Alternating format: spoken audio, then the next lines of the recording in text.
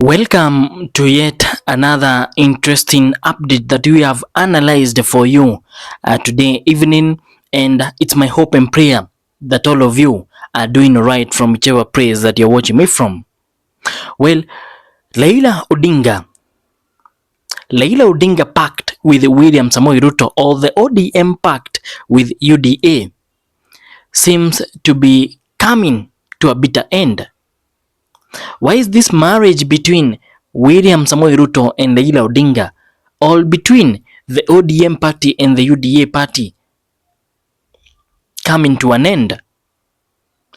It's because of what happened some few days ago, where a number of UDA politicians have come out and complained that they are not okay with the broad-based government, that some of the politicians from ODM are trying their very best to destroy the relationship that has been there for a while, even between the same members, between members from UDA party. I don't know if you have understood what I'm trying to say.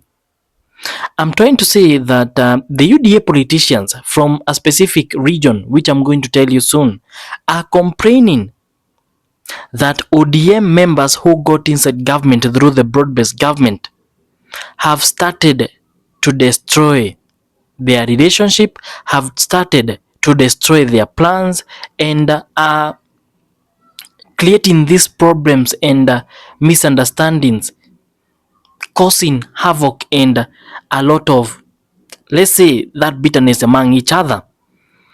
And they have instructed the president to make sure that this ends, or else, if it doesn't end, the broad-based government will be over, or if that would happen, they will be forced to dump the UDA party and exit Kenya Kwanza at large. Well, this is quite a big blow for President William Samoei Ruto, and the report that I have today shows the clear picture of what is happening inside the broad-based government. You know, when Raila Odinga was brought inside the government, it was believed that this is now what is going to bring peace in the Republic of Kenya. This is now what will end maandamano. This is what will take Kenya forward. But things seems to have stagnated at that place where no development is happening. The politicians who we thought were going inside the government to pray for us or ask for our rights, now they are in one bedroom with William Samoei Ruto and are continuing to even press Kenyans harder. Take for example a person like Opiyo Wandayi, people like John Mbadi, people like Raila Odinga.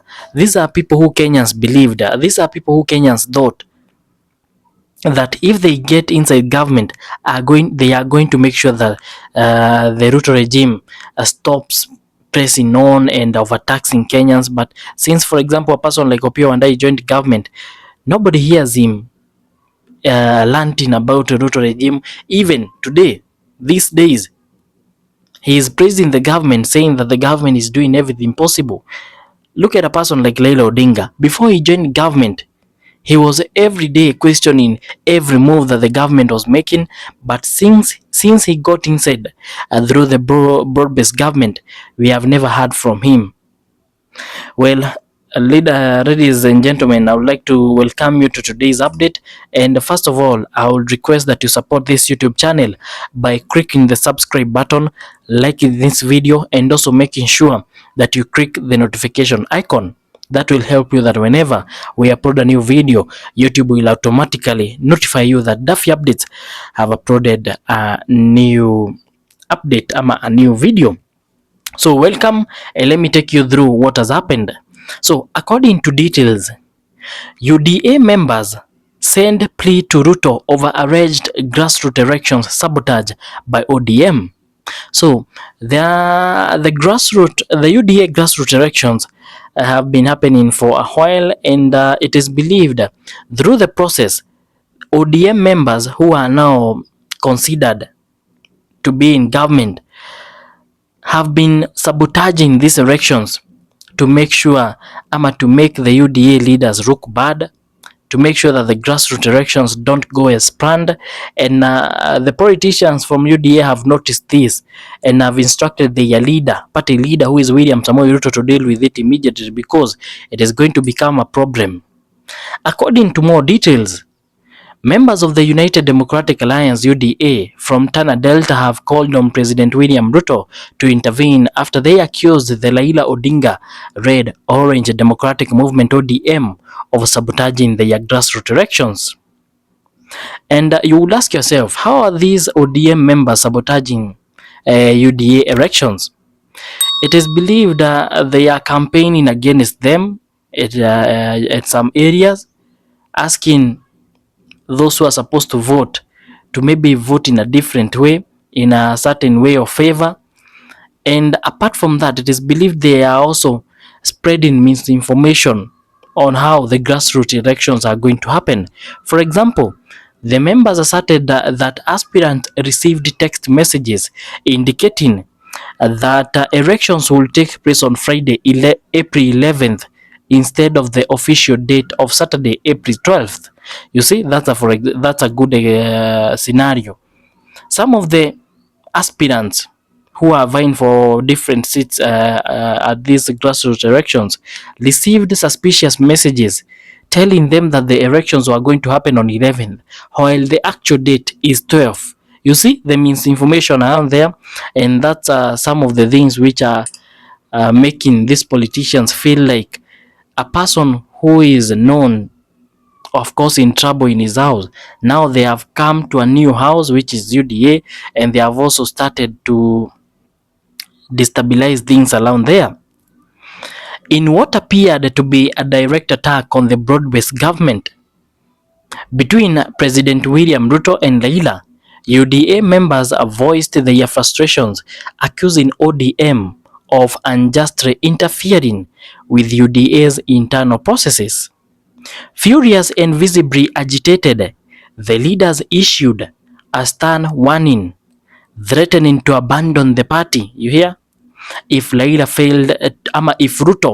failed to act swiftly to address and resolve the escalating tensions. And here is what they said, their direct words, quote, "We are ready to welcome anyone, but we cannot allow someone to leave their own house and come to disrupt ours.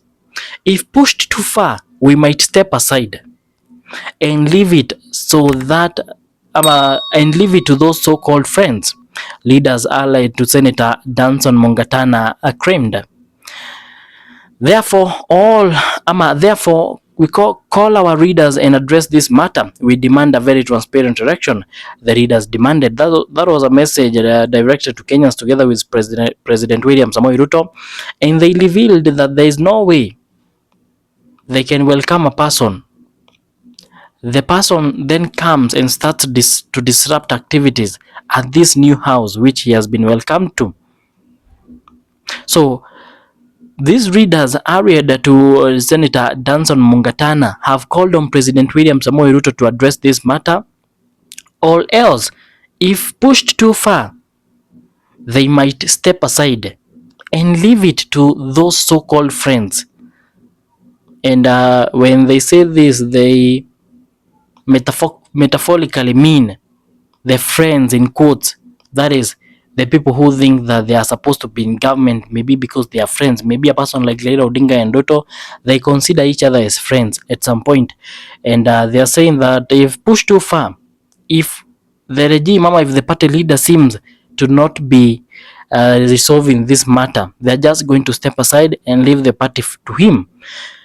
Ladies and gentlemen, this is a big blow to President William Samoei Ruto, and there is no way. For a while, we all know that the political view, the political intentions, the agendas, the manifestos of ODM and UDA are like water and petrol. They can't mix. So when you force something like this, a broad-based government, there are definitely going to be things that people won't agree about, and that's why we are seeing what we are seeing today. Most people speculating that the broad-based government would head far, and Raila Odinga is just in government because there is something which he's benefiting on, and immediately he gets what he wants, he's going to dump William Samoei Ruto like a hot potato.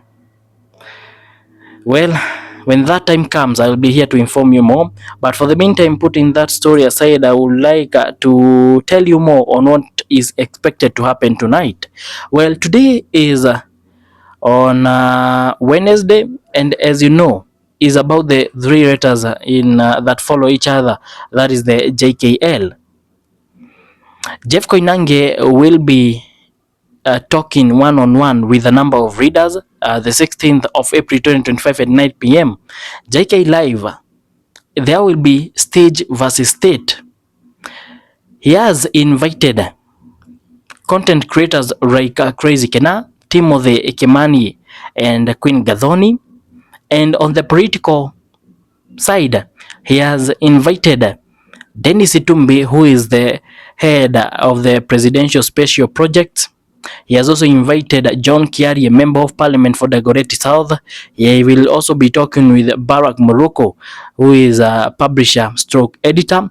And finally, he will be also talking one-on-one with Cleophas Malala on the playwright. So these individuals are expected to explain more about how the government is doing, and you don't want to miss that out. I'll be back with more updates. Kindly, before you leave, make sure to join our YouTube channel by subscribing, by liking this video, leaving the notification icon on, so that whenever we upload a new video, YouTube will automatically notify you that we have updated our updates. So thank you for watching. Let's meet next time.